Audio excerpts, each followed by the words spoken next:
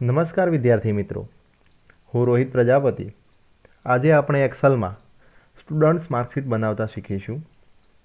મિત્રો, અહીંયા સ્ટુડન્ટ્સના નામ લખેલા છે અને અહીંયા દરેક સ્ટુડન્ટ્સે આ 5 વિષયમાં મેળવેલા 100માંથી માર્ક્સ મેળવેલા છે, જે અહીંયા લખેલા છે. ટોટલ માર્ક્સ 500 થશે. મિત્રો, હવે આપણે બધા માર્ક્સનું સરવાળો કરીશું. તો એના માટે આપણે જાણીએ છીએ કે બધા સેલનો સરવાળો કરવા માટે સેલ સિલેક્ટ કરો,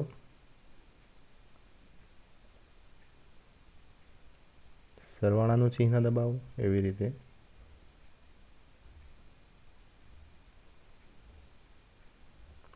અહીંયા G4 લખી નાખીએ આપણે.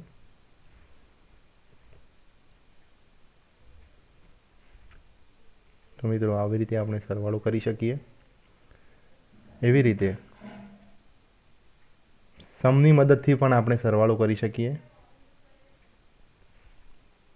પછી એરે સિલેક્ટ કરો.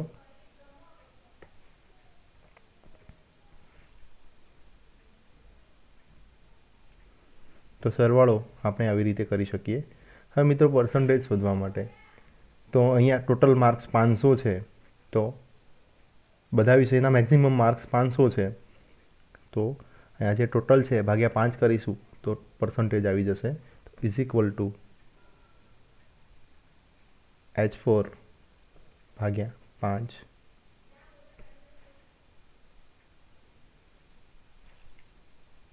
એવી રીતે આપણે એવરેજ શોધીશું. એવરેજ એટલે સરેરાશ. તો સરાસરી અથવા સરેરાશ. તો AVERAGE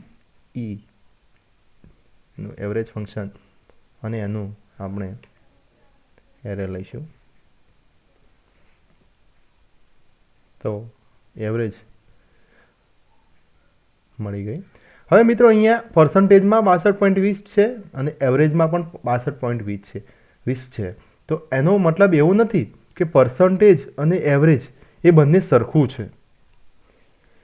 અહીંયા ટોટલ માર્ક 500 હતા, એટલા માટે અહીંયા આપણે H4 ભાગ્યા 5 કર્યા. પરંતુ જો દરેક વિષયમાં મેક્સિમમ માર્ક્સ આમાં 80માંથી 41 હોય, આમાં 80માંથી 42 હોય, એવી રીતે દરેક વિષયના મેક્સિમમ માર્ક્સ 80 હોય તો 5 વિષયના ટોટલ માર્ક્સ થશે 400.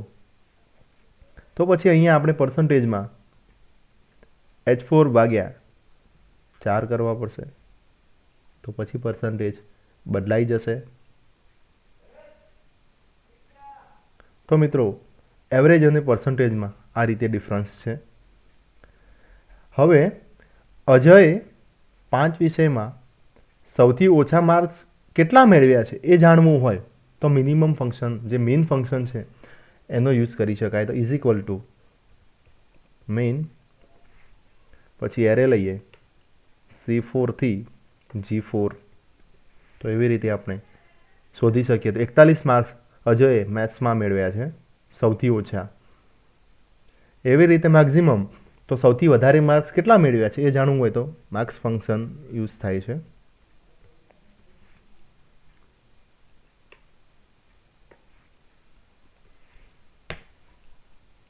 તો સૌથી વધારે 84 માર્ક્સ એને ઇંગ્લિશમાં મેળવ્યા છે. તો એવી રીતે આપણે મિનિમમ અને મેક્સિમમ માર્ક્સ જાણી શકીએ. હવે પાસ છે કે ફેલ, તો એના માટે આપણે ક્રાઇટેરિયા નક્કી કરી લઈએ કે 35 માર્ક્સ મેળવ્યા હોય તો એને પાસ જાહેર કરીએ. 35 અથવા 35થી વધારે મેળવ્યા હોય તો એને પાસ જાહેર કરીએ. તો દરેક વિષયમાં એને 35 અથવા 35 કરતાં વધારે માર્ક્સ મેળવેલા ફરજિયાત હોવા જોઈએ. જો એક પણ વિષયમાં 35થી ઓછા માર્ક્સ હોય તો એ નાપાસ કહેવાય.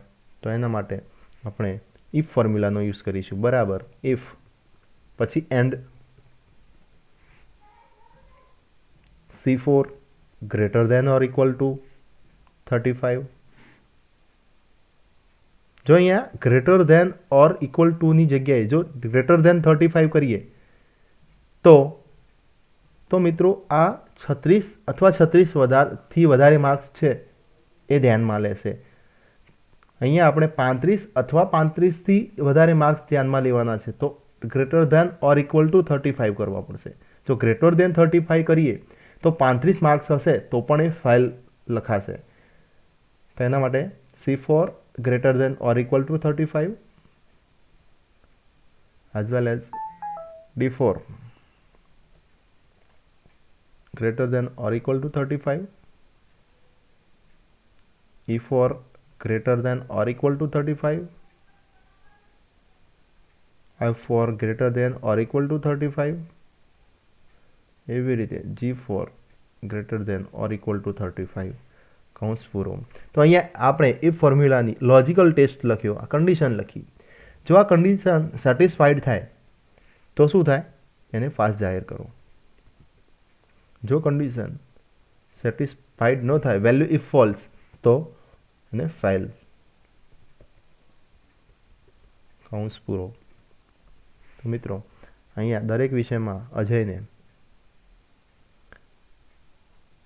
35 અથવા 35થી વધારે માર્ક્સ છે. અહીંયા હું 35 લખું તો પણ પાસ કહેવાશે. અહીંયા હું 34 લખું તો એ ફેલ કહેવાશે. અહીંયા આકાશ છે 19માં, હું એને 19ની જગ્યાએ 50 માર્ક્સ લખું, ફેલ છે. કેમ? કારણ કે સાયન્સમાં પણ એ ફેલ છે. હવે એ પાસ થયો. એવી રીતે જીનલ છે, એમાં હું 54 કરું, ઇંગ્લિશમાં એને હું 52 કરું તો એ પાસ થાય. એવી રીતે આપણે પાસ નાપાસ જાણી શકીએ. મિત્રો પાસ નાપાસ આપણે બીજી રીતે પણ જાણી શકીએ. અહીંયા જો મિનિમમ માર્ક્સ આપ્યા હોય તો એના માટે આપણે મિનિમમ ફંક્શનનો યુઝ કરી અને જાણી શકીએ. બરાબર. ઇફ ફોર્મ્યુલાની મદદથી ઇફ જે મીન છે તો L4 greater than or equal to 35, એટલે મિનિમમ માર્ક્સ આપણે જાણીએ છીએ મિનિમમ આટલા છે, તો greater than or equal two જો 35 અથવા 35થી વધારે મિનિમમ હોય તો એ પાસ કહેવાય.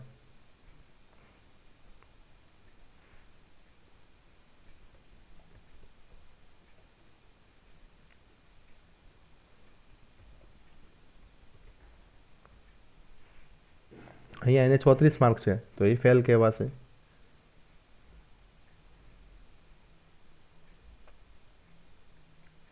અથવા મિત્રો અહીંયા મિનિમમ જે છે માર્ક્સ ન આપ્યા હોય તો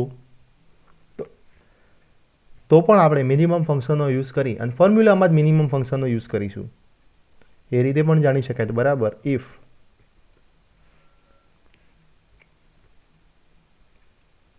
મિનિમમ પછી આપણે એરે લઈ લઈશું તો જાતે નક્કી કરી લેશે મિનિમમ કેટલા છે. Greater than or equal to 35 હોય તો આપણે લોજિકલ ટેસ્ટ લખ્યો, કન્ડિશન લખી કે જો મિનિમમ C4 થી G4માં મિનિમમ 35 અથવા 35થી વધારે હોય તો શું થાય? તો પાસ જાહેર થશે, otherwise fail.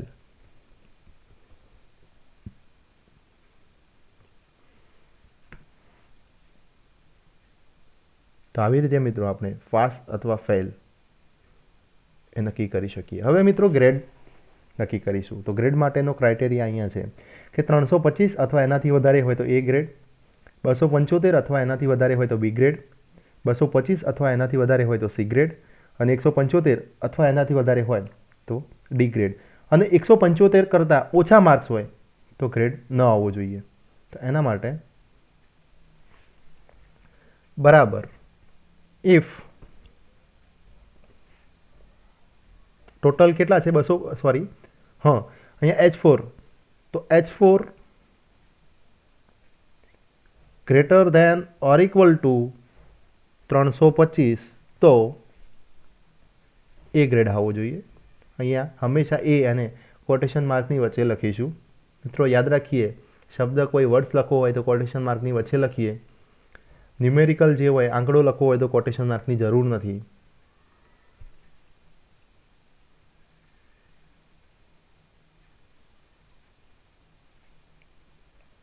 If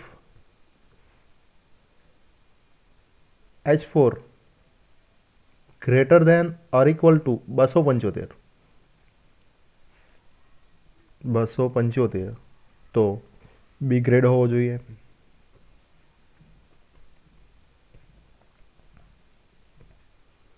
if H4 greater than or equal two 225 તો સી ગ્રેડ હોવો જોઈએ.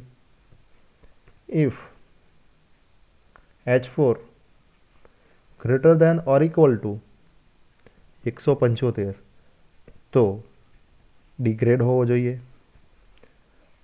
જો એનાથી ઓછા માર્ક્સ હોય અધરવાઇઝ તો બ્લેન્ક લખીએ આપણે.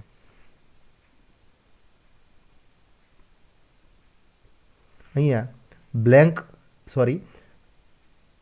અહીંયા બ્લેન્ક રાખીશું. અહીંયા જે કાળા કલરનો કૌંસ આવે ત્યારે સમજી લેવું કે આપણા કૌંસ હવે પૂરા થઈ ગયા છે. તો મિત્રો આવી રીતે આપણે ગ્રેડ નક્કી કરી શકીએ. અહીંયા હું માર્ક્સ વધારી લઉં તો 362 થયા, જે 325 કરતાં વધારે છે તો અહીંયા એ ગ્રેડ. અહીંયા હું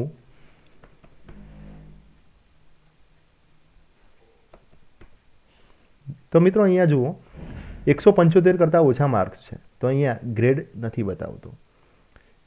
બીજી રીતે પણ આપણે ગ્રેડ શોધી શકીએ. અહીંયા મિત્રો જુઓ, અહીંયા હેન્સી ફેલ છે, હેન્સી અહીંયા ફેલ છે, ગુજરાતીમાં 8 માર્ક્સ છે, છતાં પણ અહીંયા ગ્રેડ બી બતાવે છે. ખરેખર માર્કશીટમાં એવું ન હોય. જે વિદ્યાર્થી પાસ હોય એનો જ ગ્રેડ બતાવે તો એના માટે એવી રીતે આપણે ગ્રેડ કરવો હોય, ગ્રેડ શોધવો હોય તો શોધી શકીએ. તો એના માટે જે વિદ્યાર્થી પાસ છે એનો જ ગ્રેડ બતાવે, બાકીનાનો જે ફેલ હોય એનો ગ્રેડ બતાવે નહીં, આવું બ્લેન્ક બતાવે. એના માટે બરાબર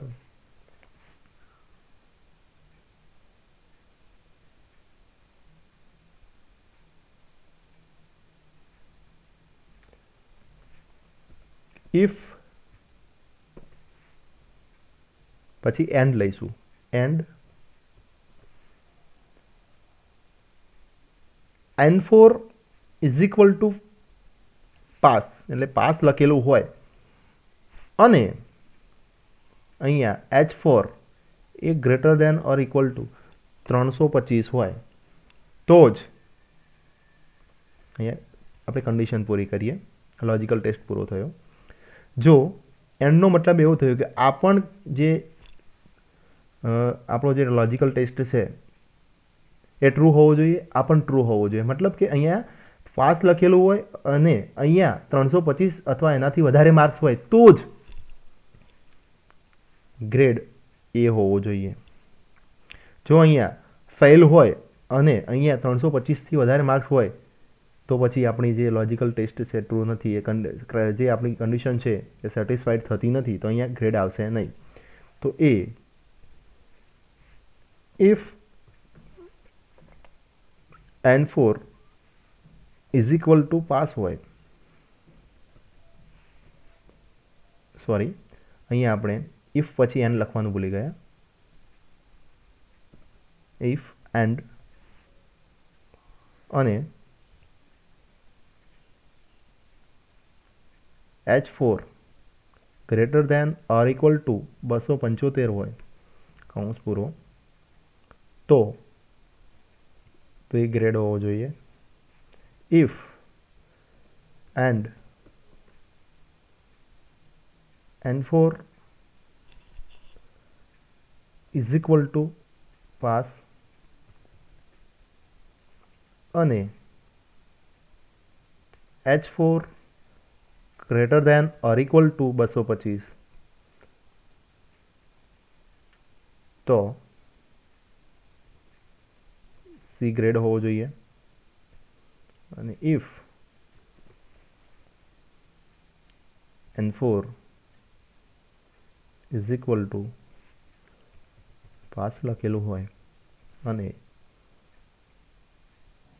H4 એ 175 અથવા એનાથી વધારે હોય તો ડી ગ્રેડ હોવો જોઈએ. જો ન હોય કશું એનાથી ઓછા હોય, આ ક્રાઇટેરિયામાંથી એક પણ ક્રાઇટેરિયા ન હોય અંદર, એટલા પ્રમાણેના માર્ક્સ ન હોય તો બ્લેન્ક હોવું જોઈએ.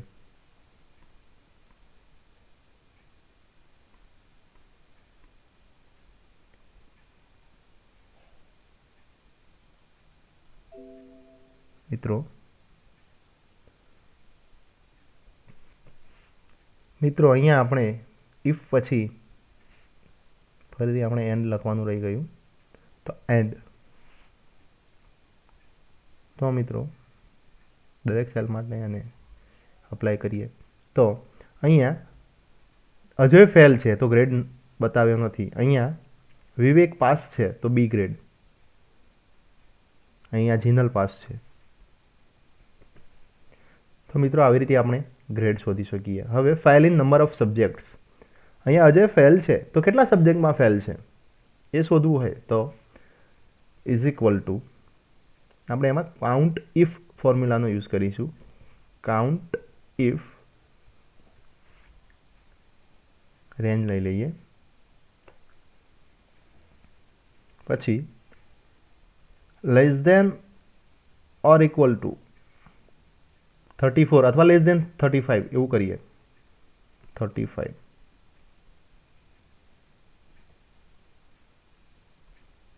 તો અહીંયા અજય 34 માર્ક્સ છે ગુજરાતીમાં, એક વિષયમાં ફેલ છે. એવી રીતે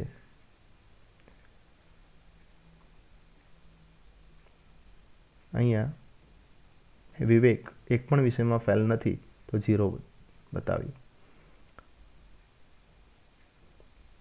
મિત્રો અહીંયા રેન્ક શોધવો હોય, સૌથી વધારે માર્ક્સ હોય તો એને 1 નંબર આપીએ, સૌથી ઓછા હોય એને છેલ્લો નંબર આપીએ. તો એના માટે રેન્ક માટેની ફોર્મ્યુલા છે બરાબર રેન્ક. પછી આપણે સેલ સિલેક્ટ કરીશું, ત્યારબાદ આપણે રેન્જ લઈશું,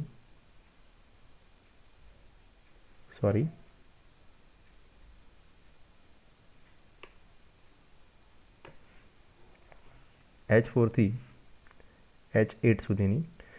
હવે મિત્રો અહીંયા ડોલર સાઇન કરવી ફરજિયાત છે. એબ્સોલ્યુટ રેફરન્સ હોય તો એની વેલ્યુ બદલાય ન, એના માટે જો એવું નહીં કરીએ તો રેન્ક સાચો મળશે નહીં આપણને. તો મિત્રો સૌથી વધારે માર્ક્સ 362 છે 1 number, 318 2 number, 306 3 number, 284 4 number, 171 5 number. તો મિત્રો આવી રીતે આપણે માર્કશીટ બનાવી શકીએ. આશા છે કે તમને આ વિડીયો ગમ્યો હશે. જો વિડીયો ગમ્યો હોય તો લાઈક કરો, શેર કરો અને મારી ચેનલને સબસ્ક્રાઈબ કરો. થેન્ક યુ, આભાર. ફરી મળીશું કંઈક નવી એક્સેલ શીટ સાથે. ત્યાં સુધી આવજો.